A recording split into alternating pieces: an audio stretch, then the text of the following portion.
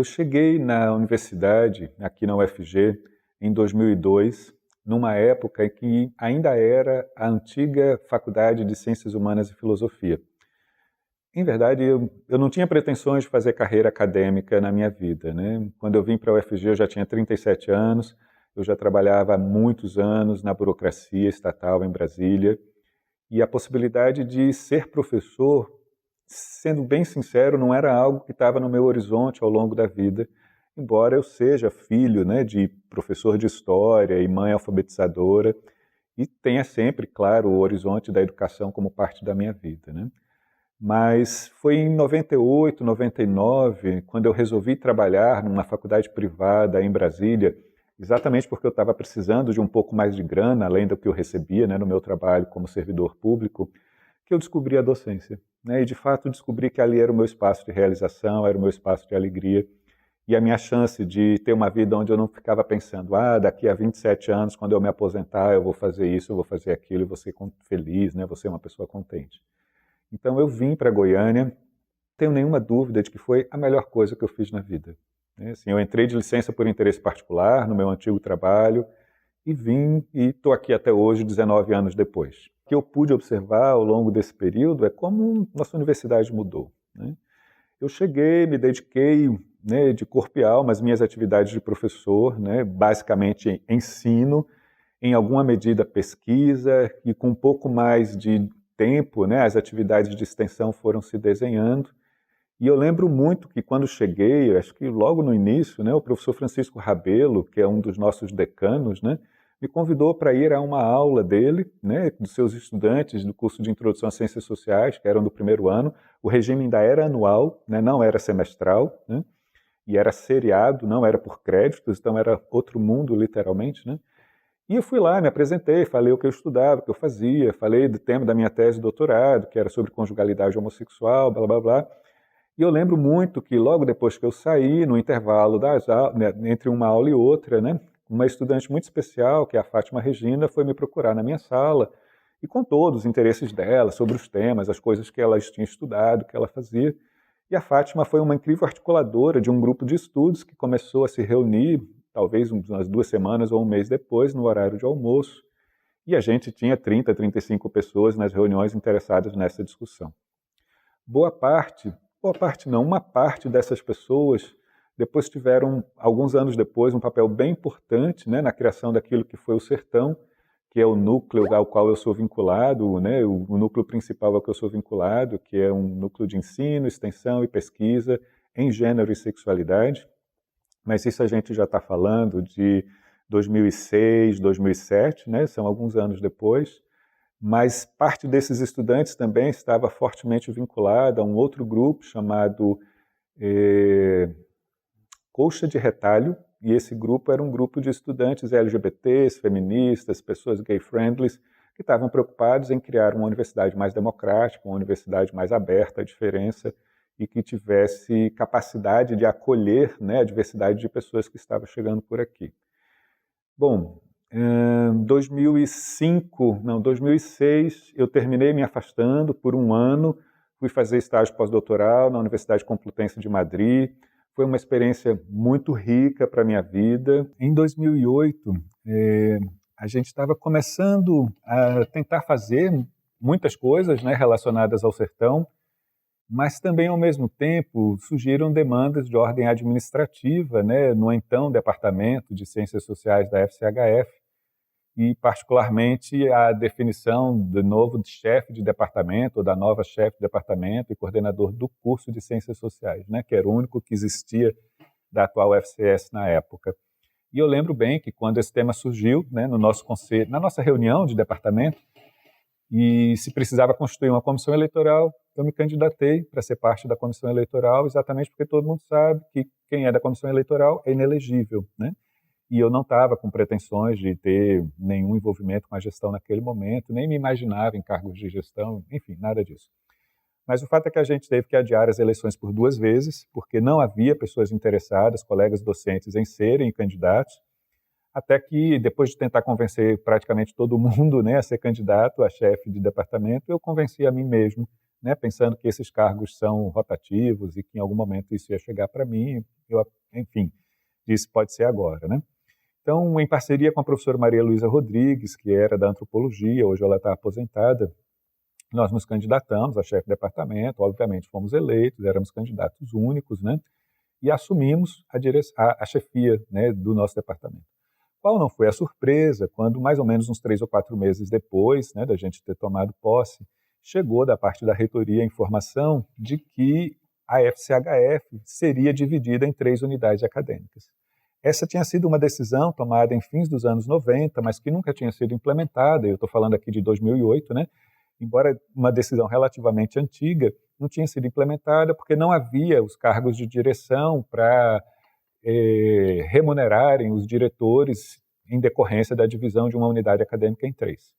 Só que 2008 é o ano do Reúne também, né? Então, com o Reúne, a nossa universidade, né, propôs a criação de vários cursos e solicitou alguns cargos de direção para algumas unidades acadêmicas específicas que estavam sendo criadas, incluindo a nossa. Bom, ninguém tinha querido ser candidato a chefe de departamento, também ninguém quis ser candidato a diretor da faculdade, e Maria Luísa e eu, então, nos tornamos candidatos. Assumimos a direção da recém-criada Faculdade de Ciências Sociais, isso em 2009, e começamos a trabalhar, né, para que essa unidade acadêmica existisse, tivesse vida própria. Isso tudo era naquele prédio antigo, né, que hoje é o prédio da História, Humanidades 1, eu acho, né, o nome correto, se eu não estou enganado. E, ao mesmo tempo, a gente começou a ter um conjunto de demandas muito novo, porque, em função do Reúne, a gente tinha proposto, e depois tinha sido autorizada, a criação do curso de museologia, do curso de bacharelado em ciências sociais, com ênfase em políticas públicas, ambos no noturno, né? Antes desse momento, havia apenas um curso noturno na FCHF, que era uma turma do curso de História, né? Não havia nada das ciências sociais no noturno. E a gente também teve a criação de várias outras vagas de concurso para docentes, em função da conversão de umas vagas de substituto que existiam à época em vagas de professores efetivos. Com isso, nós contratamos talvez 2 ou 3 dezenas de docentes num período de 3, 4 anos, né, para esses cursos novos e essas vagas de conversão. E também estivemos envolvidos na construção desse novo prédio, que é onde eu estou agora, inclusive, né, onde funciona esse pequeno auditório, que foi recentemente batizado, né, de Marielle Franco. A gente ainda não teve nem a oportunidade de inaugurar, porque tudo isso foi no contexto da pandemia. E, ao mesmo tempo, a chegada desses novos professores produziu a criação de um clima bastante estimulante, né, e com muitos debates e possibilidades, incluindo a criação, né, do mestrado em antropologia no primeiro momento, que depois criou o doutorado, o mestrado em ciência política, na sequência o doutorado em sociologia, porque a gente já tinha mestrado, né? E um pouco depois a gente também criou o curso de Relações Internacionais, porque essa proposta não estava integrada, né, naquele conjunto de cursos do Reúne, mas a gente tinha proposto criar o curso de Relações Internacionais no plano de desenvolvimento institucional da UFG, o nosso PDI, e a oportunidade surgiu, se eu não estou enganado, isso foi 2010, 2011, alguma coisa assim. E mais recentemente ainda, né, o programa de pós-graduação em performances culturais, que é interdisciplinar, veio a ser abrigado na nossa Faculdade de Ciências Sociais. Então, hoje nós temos 5 cursos de graduação, né, bacharelado e licenciatura em Ciências Sociais, bacharelado em Ciências Sociais com ênfase em políticas públicas, temos também o bacharelado em Relações Internacionais e o outro bacharelado em Museologia e 4 programas de pós-graduação. De fato, nos caracterizando como uma unidade acadêmica com bastante diversidade, né? Diferentemente de outras que são unidades acadêmicas que têm apenas um curso de graduação e um programa de pós-graduação. Foram momentos muito intensos, né? Eu aprendi muito, e foi ali, na gestão, como diretor da Faculdade de Ciências Sociais, na parceria com a Maria Luísa, fazendo tantas coisas bacanas e estimulantes, num cenário democrático para o país, num cenário de apoio à expansão das universidades, num cenário de valorização da ciência e do conhecimento científico, que a gente viu essa faculdade aqui crescer, desabrochar, e, enfim, ter uma vida bastante estimulante. Fomos candidatos à reeleição, não houve, né, outra candidatura, fomos eleitos, começamos um segundo mandato em 2013, mas em meados de 2013 o professor Orlando havia sido eleito reitor da universidade e ele me convidou para ser pró-reitor de graduação. Sem dúvida, eu recebi esse convite como um reconhecimento de trabalho, né, como uma deferência, e fiquei muito contente, embora desafiado, temeroso, esse é um fato, porque não mais seria apenas uma faculdade com 5 cursos de graduação e 4 programas de pós. Né, ao ser pró-reitor de graduação, eu estava diante de uma realidade que, à época, era de 150 cursos de graduação, 2.500 docentes, 2.500 técnicos administrativos, campus em Catalão, em Jataí, que hoje são universidades independentes, né? Campus em Goiás, depois foi criado um campus em Aparecida de Goiânia, já havia 2 campus aqui em Goiânia. Então, estar na Prograde, de fato, me abriu um mundo, né, de necessidade de atenção, de coisas a fazer, de aprendizados, de relações interpessoais, de conhecimento da instituição, de um jeito que, como diretor de unidade acadêmica, eu tinha acesso a uma fração, a um fragmento, mas que no lugar da pró-reitoria minha experiência se ampliou bastante, né? Claro que nem tudo são flores, né? A gestão tem muitos desafios, mas entre as coisas bacanas que aconteceram, né, eu não tenho dúvida. Tem algo importante que eu estava esquecendo de contar. Na época que o Orlando foi candidato a reitor, nós, dos diferentes grupos de ensino, pesquisa e extensão vinculados aos temas de direitos humanos, de cidadania, de combate às opressões, redigimos um documento, né, incluindo o Sertão, nesse conjunto de grupos, né? E nesse documento a gente fazia uma lista de propostas de coisas que seriam importantes, né, para ampliar efetivamente a sensação de pertencimento e de respeito das pessoas de diferentes grupos subalternizados aqui na nossa universidade. E o Orlando acatou, né, de pronto todas essas sugestões e quando assumiu, de fato, deu seguimento a várias delas. E uma que eu considero especialmente importante foi a aprovação pelo Conselho Universitário da criação da Coordenadoria de Ações Afirmativas, a CAAF, né, que desenvolveu um conjunto de atividades bem importantes, né, de apoio a estudantes que ingressaram na nossa instituição por ação afirmativa, sejam estudantes indígenas, estudantes quilombolas, estudantes negros, estudantes de baixa renda, às vezes não ingressando por ações afirmativas, mas precisando de ações afirmativas, né, como estudantes trans, como estudantes que tenham outras necessidades e demandas. Junto com a criação da CAAF, a gente também teve a consolidação de um conjunto de núcleos de acessibilidade da universidade. A gente criou o SINASSE, fortaleceu todo o trabalho de apoio a estudantes com deficiência também, né, tentando alcançar o máximo de acessibilidade em todos os níveis dentro da instituição. E olha que nesse momento ainda nem tinham sido incluídos os estudantes com deficiência no programa de ações afirmativas previsto na Lei 12.711, né, que é a que reserva vagas para diversos perfis de estudantes no acesso à educação superior e no acesso à educação tecnológica de nível médio, né, os institutos federais, os colégios de aplicação. Então, a gente teve a oportunidade de valorizar, né, e tentar apoiar a chegada de estudantes com deficiência, juntamente com outros que tinham ingressado por ações afirmativas. E também, nesse momento, a gente conseguiu uma coisa que eu considero importante, que foi a aprovação de uma resolução, né, que permitiu o uso de nome social por pessoas travestis, transexuais e transgêneros aqui na universidade, sendo elas estudantes, técnicos, docentes ou comunidade externa que viesse a usar os serviços da instituição, né, da UFG. Naquele momento ainda não havia decisão do Supremo Tribunal Federal, que depois facultou as pessoas trans fazerem a mudança de nome, a mudança de sexo em todos os seus documentos, né, seu registro civil e todos os outros, sem necessidade de cirurgia, sem necessidade de laudo médico, sem necessidade de decisão judicial, o que sem dúvida foi uma conquista muito grande. Mas mesmo hoje algumas pessoas não querem fazer essa mudança, né, em nível de alteração no cartório, mas acionam o uso de nome social, que foi algo já iniciado em 2014, né, numa perspectiva bem bacana. Além disso, aí eu acho que já foi 2015, o programa de pós-graduação em antropologia procurou a Pró-Reitoria de Pós-Graduação, querendo fazer um edital de seleção que reservasse parte das vagas, especificamente para estudantes indígenas e estudantes negros. E eu lembro que, à época, a Procuradoria da Universidade sugeriu que não se fizesse um edital específico, não porque não concordasse com a proposta, mas porque isso poderia caracterizar algum tipo de discriminação em relação às pessoas que quisessem ingressar por cotas em outros programas, né? E aí recomendou que se fizesse uma resolução assegurando essa reserva de vagas para estudantes de quaisquer cursos da UFG.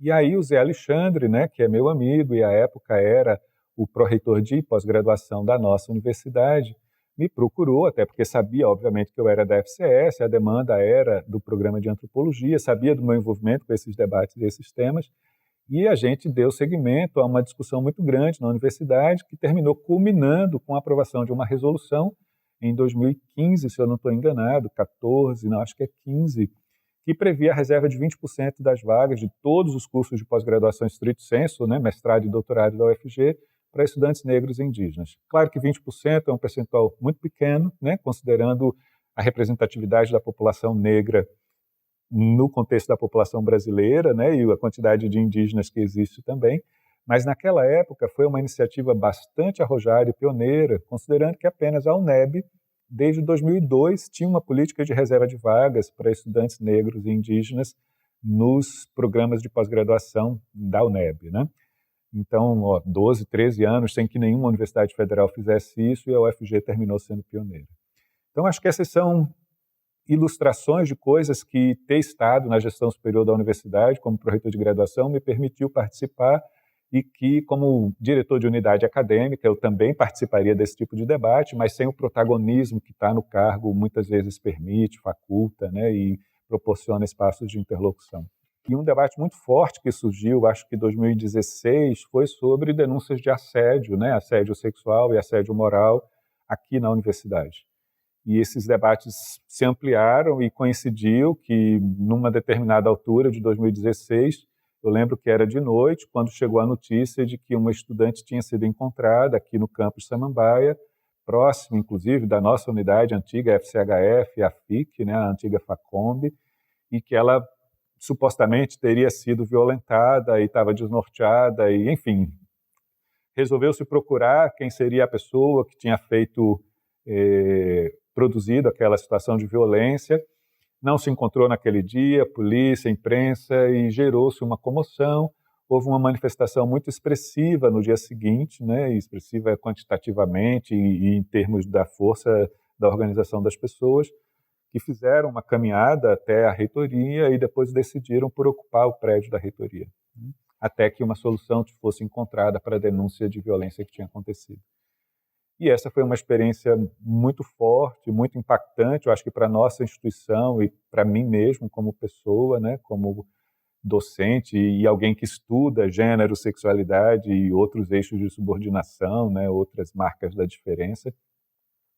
E o fato é que da denúncia inicial dessa situação de violência surgiu um conjunto de reivindicações relacionadas ao tema e um enfrentamento, um processo de negociação muito difícil. A ocupação já estava chegando, se eu não me engano, a coisa de 2 semanas, e não se conseguia produzir um documento que atendesse às reivindicações das estudantes, porque foi basicamente uma ocupação de garotas, de mulheres, é importante que se diga isso, né? E, ao mesmo tempo, um impasse, né? Chegou um momento que a polícia estava para chegar no campus e forçar uma desocupação, até que, enfim, numa conjuntura muito específica, o professor Orlando autorizou que eu e outros 3 docentes fôssemos, né, tentar negociar uma saída antes que a polícia entrasse no campus e forçasse uma desocupação, né? Sem dúvida, foi uma das experiências mais impactantes e fortes que eu já passei na minha vida. Nós chegamos por volta de 6h30, 7 horas, né, no prédio da reitoria. Eu saí de lá às 7 horas da noite. Passamos um dia inteiro tentando negociar os termos de um documento, né? E por volta de 4, 4h30, a polícia de fato chegou no campus, né? A polícia de fato se dirigiu à reitoria e procuraram interlocução com algum docente que estivesse lá. Eu saí de dentro do prédio, né? Fui conversar com a polícia, uma cena que eu nunca vou esquecer na minha vida. E eles disseram que queriam saber se estava tudo bem, que queriam desocupar o prédio e tal. Eu falei que a gente estava negociando um documento, que eu precisava de pelo menos mais 2 horas, 2 horas e meia, para que a gente finalizasse. Eles nos concederam esse tempo, eu voltei para lá e, com o prédio cercado, literalmente pela polícia, a gente terminou a negociação. Eu lembro muito que uma estudante saiu, levou o documento, entregou para o professor Orlando, que estava lá fora, ele assinou, voltou, entregou para os estudantes. Nisso, as pessoas entenderam, né, que a demanda tinha sido contemplada e resolveram desocupar o prédio sem que a polícia precisasse invadir o espaço. Eu confesso que foi uma das experiências mais mais intensas que eu já vivi, né? Assim, eu saí de lá com a sensação de que, né, tinha passado um trator em cima do meu corpo, né? E claro que o receio, o medo, a responsabilidade de que de alguma maneira a polícia entrasse ou, enfim, se assustasse os estudantes e acontecesse alguma coisa. Mas, enfim, deu tudo certo. Claro que isso teve um preço, né, na minha relação com todas as pessoas da gestão. Nós já não éramos, nunca fomos, né, um grupo homogêneo, né, somos pessoas diferentes, com entendimentos diversos. E, enfim, na minha perspectiva, né, o espaço da universidade é um espaço democrático e não ter entrada da polícia no campus, eu acho que é um dos princípios, especialmente numa situação como aquela, que era uma ocupação de mulheres, né, reivindicando o combate a todas as formas de opressão, discriminação, assédio, etc. FCS democrática é um caminho para a UFG democrática, para a universidade brasileira democrática respeitada e especialmente para um país democrático, para uma sociedade democrática.